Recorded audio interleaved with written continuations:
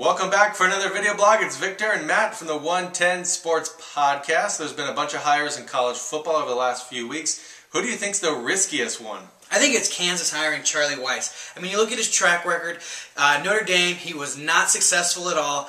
Then he went to Kansas City in the NFL, got basically forced out, then went to Florida. And even though Florida wasn't as good as it was with Urban Meyer, they still had a lot of talent, they still had a lot of offensive weapons, and they were average at best. Then he goes to Lawrence, Kansas, where it's tough to recruit. People go to Lawrence to play basketball for the Jayhawks, not to play football. I don't think Charlie Weis has that makeup of a head coach.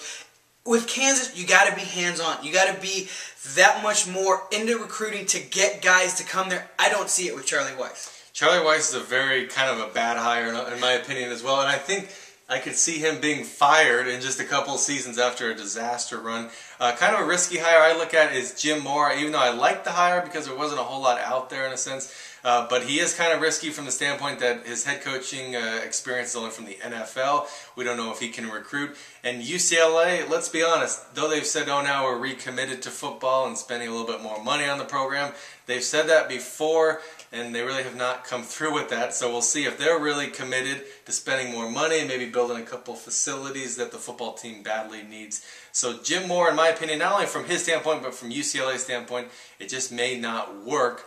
But time will only tell, as they say. But one of the best hires that we both agree on is Mike Leach going to Washington State. Yep. We'll talk to him this Wednesday on episode 136. So join us this Wednesday on the 110 Sports Podcast.